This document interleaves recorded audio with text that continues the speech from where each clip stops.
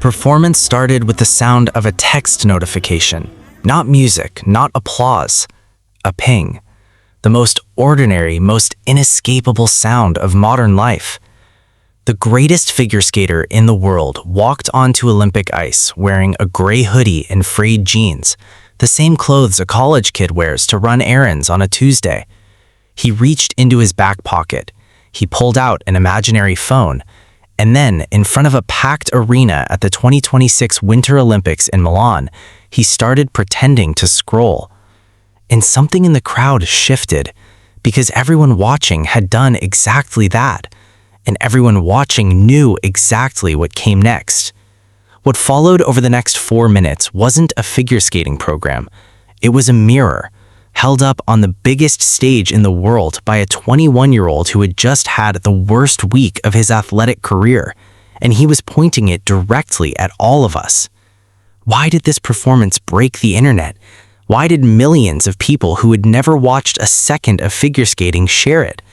The answer is in everything that happened in the 8 days before he ever stepped onto that ice. Go back 8 days. February 13th, 2026, Milan, the men's free skate. Ilia Malinin had arrived in Milan as the 21-year-old American sensation nicknamed the Quad God, the overwhelming favorite for gold after a strong short program, undefeated for more than 2 seasons. The gold medal felt like a formality. The world had already started writing the headline, Wikipedia. Then the music started, and everything fell apart. He fell twice. He popped 3 jumps. He went from 1st to 15th to 8th place, losing 72 points from mistakes made on a world stage. And then the internet, the same internet that had spent 2 years celebrating him, turned fast and turned ugly. 3 days after his free skate, Malinin posted on Instagram, not a PR-approved statement, not a carefully worded non-answer. He wrote, "Vile online hatred attacks the mind and fear lures it into the darkness, no matter how hard you try to stay sane through the endless, insurmountable pressure. It all builds up as these moments flash before your eyes, resulting in an inevitable crash." And then at the end of the caption, just 5 words, "This is that version of the story," followed by a date, coming February 21st, 2026. February 21st, the exhibition gala, his last night on Olympic ice. People read that post and didn't know exactly what was coming. Some were worried, some were moved, some didn't understand it at all, but everyone, and I mean everyone, was going to be watching on the 21st. He had set the stage, now he had to fill it. What most people don't realize is that Malinin had been quietly working on this program for months, long before the Olympics, long before the fall, long before the meltdown that shocked the world. He had seen it coming, he just didn't know it would happen the way it did. He had been working on the routine with a friend who cut the music, set to Fear by NF, one of his favorite artists. The program was a sober representation of the loss of control Malinin says he'd been feeling as the hype and expectation around his Olympic debut built all season. NF, for those who don't know the name, he's a rapper who built his entire career on the most unguarded, unflinching music about mental health, anxiety, and the feeling of being trapped inside your own mind. Not the pop version of those themes, the raw version. The song choice wasn't symbolic, it was autobiographical, because Malinin had been living inside those lyrics for a year, and now on Olympic ice in front of a global audience, he was going to show everyone exactly what that looked like from the inside. February 21st, the Milano Ice Skating Arena, the final night of Olympic figure skating. The gala is supposed to be a celebration, a curtain call. The pressure's off, the medals are done, and the skaters get to just perform. The arena was full. The performance opened with the sound of a text notification piercing through the silence. Malinin, wearing acid-washed jeans and a gray sweatshirt, mimed pulling a phone out of his back pocket and frantically typing on it. That single gesture told you everything about what you were about to watch.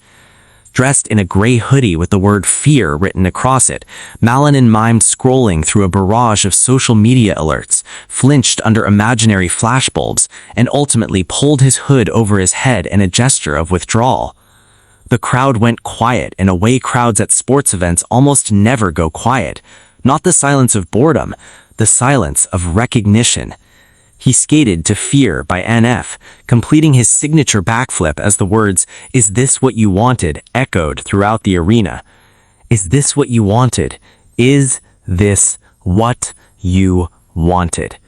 He launched that backflip, the same move that was illegal for 47 years, the same move he'd landed to gold medal glory 2 weeks earlier, and as his body rotated in the air and landed cleanly on one blade, those words hung in the arena like smoke.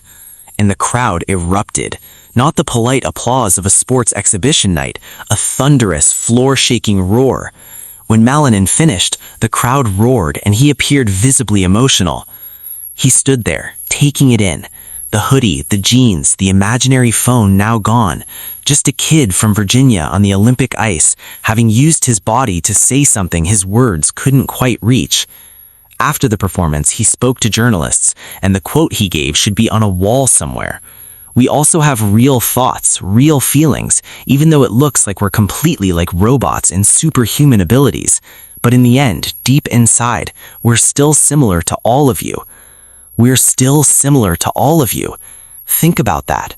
The quad god, the man who landed 7 quadruple jumps in a single program, who broke a world record by 10 points, who was unbeaten for over 2 years, standing on Olympic ice in a hoodie and jeans, telling the world, "I'm not above this. I feel it too."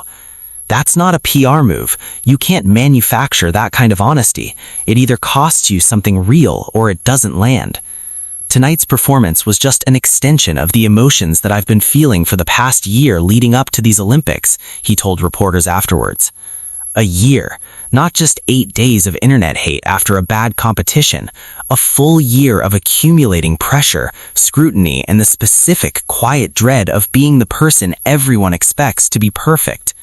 The program was a sober representation of the loss of control Malinin says he'd been feeling as the hype and expectation around his Olympic debut built all season.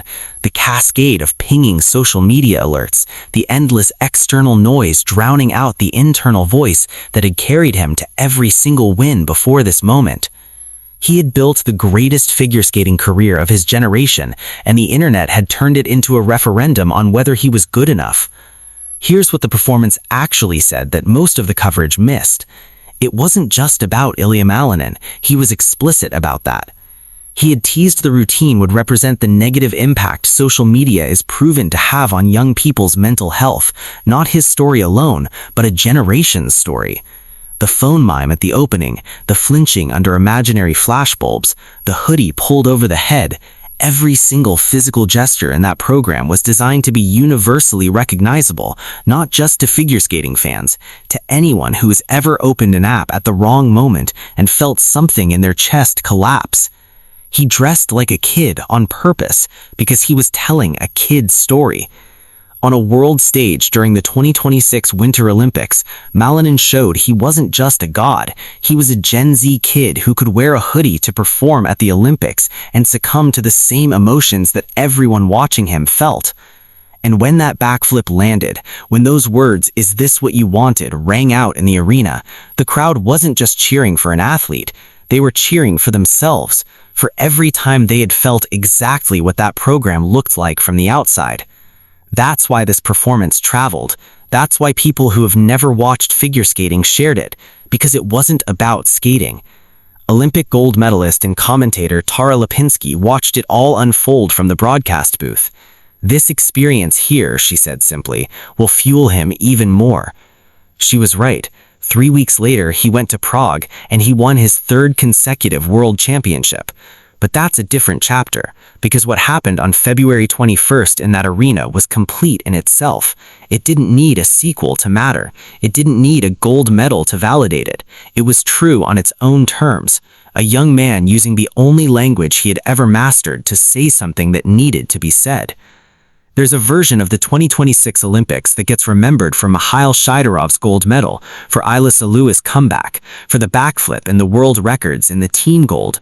All of those things happened, all of them matter, but the image that won't leave is a 21-year-old in a hoodie, standing on Olympic ice, pretending to scroll on a phone, and then finally, putting it down.